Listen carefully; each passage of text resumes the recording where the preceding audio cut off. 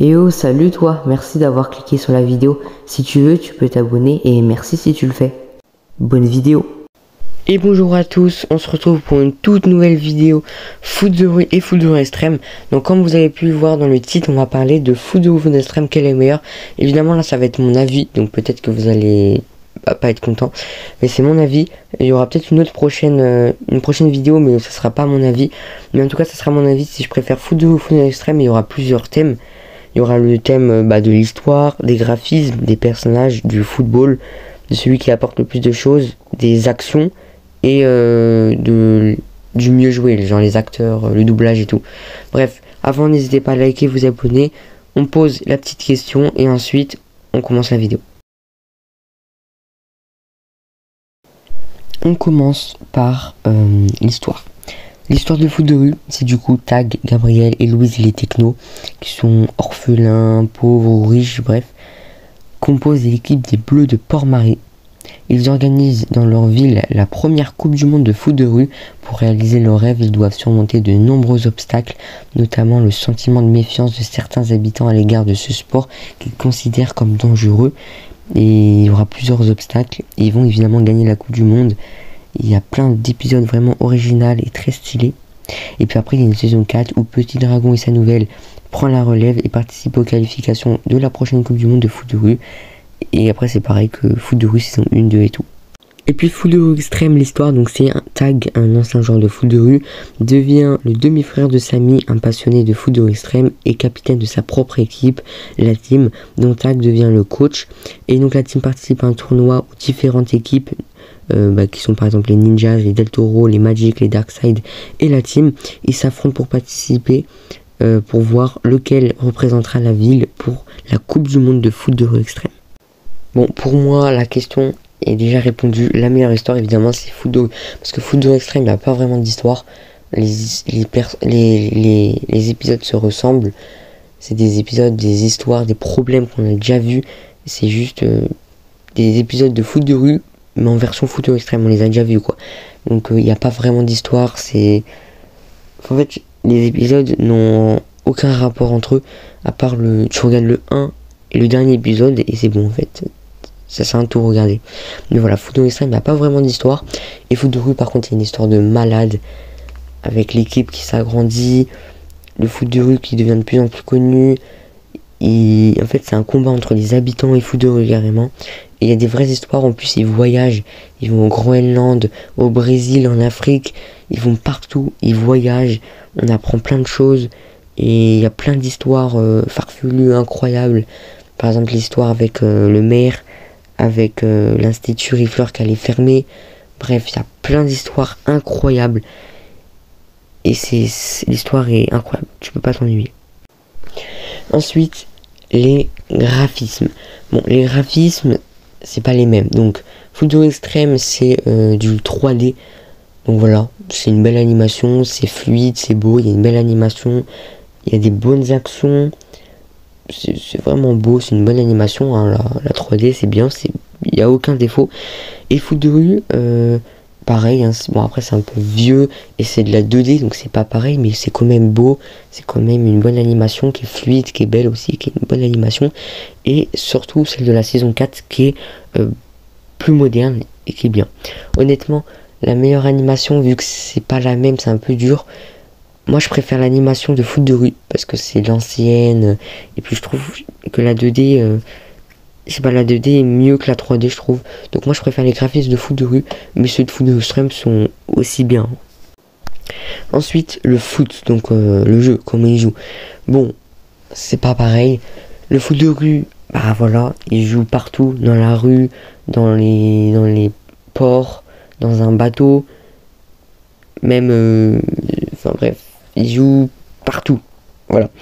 Et du coup bah voilà, il joue avec tout, donc les panneaux, les bâtiments, même avec les personnes. Il s'arrête jamais. Le match, voilà, bon. Le match est dynamique, ça marque de partout. Il y a des bonnes ambiances. Bon après l'ambiance ça fait pas partie. Mais sinon le foot, il y a des bonnes figures, il y a des bonnes passes. Surtout ils font des rebonds, il y a des tactiques.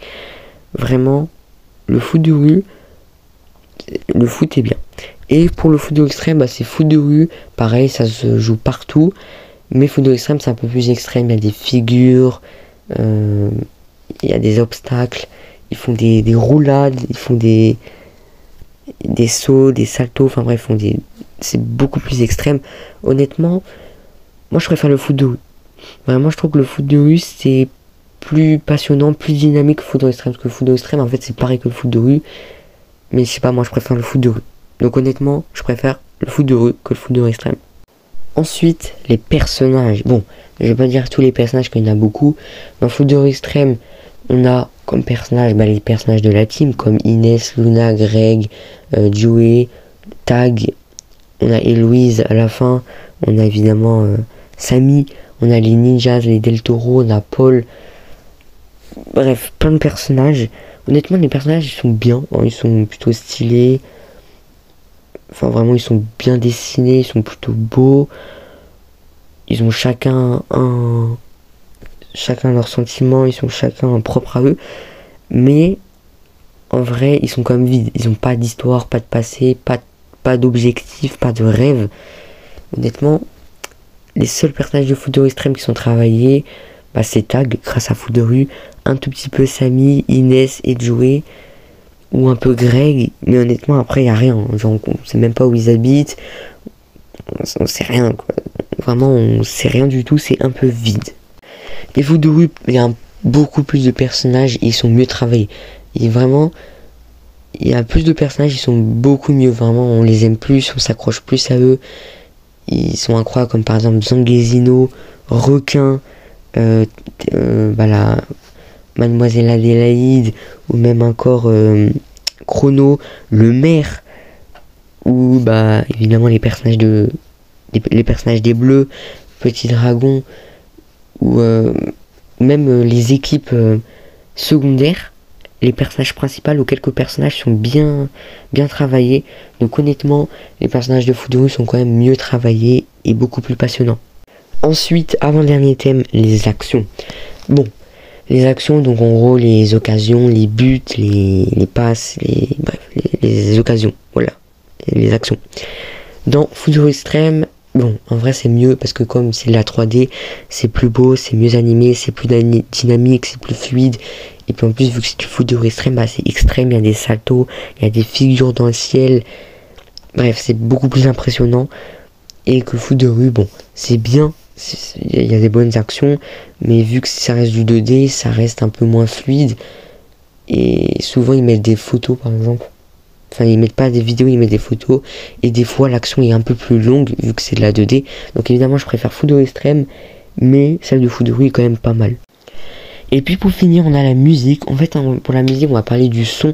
Par exemple, pour l'ambiance, en termes d'ambiance, c'est mieux foot de rue. Pour les matchs, surtout les finales, il y a des ambiances, la musique, il y a tout le monde qui parle, tout le monde qui crie, c'est la fête, tout le monde qui s'aime. Vraiment, c'est l'ambiance de foot de rue est incroyable. Le foot de rue extrême, c'est pas fou. Il y a tout le monde qui crie, ouais, allez, la team et tout ça, mais c'est moins bien. Et surtout, pour la finale entre les équipes du Brésil, il y avait une ambiance de fou. Donc voilà. Mais en termes d'ambiance, c'est mieux foot de rue. Mais en termes de musique, en vrai, je préfère foot de rue. Parce que déjà, foot de rue extrême, il n'y a pas beaucoup de musique. Les musiques de foot de rue sont incroyables. Ils sont incroyables. J'adore les écouter. Tout le monde aime les écouter. Ça met de la nostalgie. Ils sont incroyables, les musiques. Moi, ma préférée, je crois, c'est celle de la saison 2. Mais bref, toutes les musiques sont bien. Après, celle de la saison 4 est un peu moins bien. Et ceux de foot de rue extrême, elle est bien. Mais bon, ça reste pas ouf. Tu vois, c'est une musique assez basique.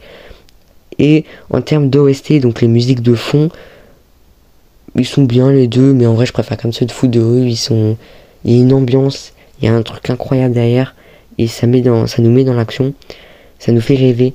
Donc moi je préfère les musiques de foot de rue. Bref, pour conclure, dites-moi vous en commentaire si vous préférez foot de rue ou foot de rue extrême. Moi je préfère foot de rue parce que il y a une meilleure histoire, des meilleurs personnages, on voyage, on apprend plein de choses. Et je sais pas, il y a un truc incroyable. Et foot de rue extrême, c'est un peu vide. C'est comment dire, c'est la même chose quoi. Il se passe pas vraiment de fou. En tout cas, Dites-moi vous en commentaire, mais moi je préfère quand même foot de rue, je trouve ça mieux travaillé. Et n'hésitez pas de liker, de vous abonner. On se retrouve la semaine prochaine pour une nouvelle vidéo. Et bye.